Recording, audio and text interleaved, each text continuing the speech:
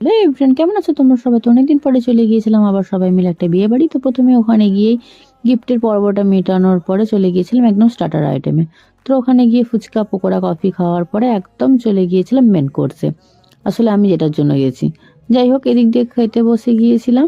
আর এই হচ্ছে আমাদের লাড্ডু বাবু। তো উনি তো এনাকে দেখে রীতিমতো ভ্যাবাচ্যাকা খেয়ে গিয়েছিলেন, যে কি করবে বুঝতে পারেননি। যাই হোক, তারপরে আমাদের মেন কোর্স চলে আসে। প্রথমে দিয়ে দিয়েছিল পনির স্যাটে, আর তারপরে এসেছিল ফ্রাইড রাইস, তার সাথে চিলি চিকেন।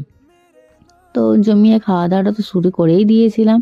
আর এদিক দিয়ে রাইস খাওয়ার পরে চলে এসেছিল ভাত, ভেজ ডাল, ফুলকপির রোস্ট, আর আমার পছন্দের মাটন। পৃথিবীর সব খাওয়া দাওয়া একদিকে, আর একদিকে মাটন।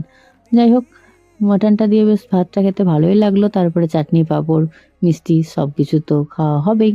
আর এদিক দিয়ে তো এনার এখনো দই খাওয়া হয়নি।